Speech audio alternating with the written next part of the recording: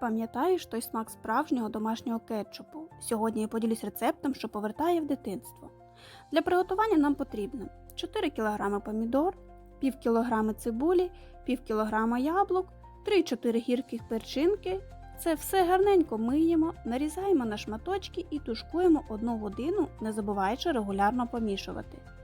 Далі потрібно перебити блендером до однорідної маси, додати 150 г цукру, 50 г солі, 200 мл оцету, 2 чайних ложки кориці, знову все гарненько перемішуємо, проварюємо 10 хвилин і ваш кетчуп готовий. Цей соус підійде до будь-якої страви, від бургерів до шашлику. Зберігайте рецепт, щоб завжди мати під рукою.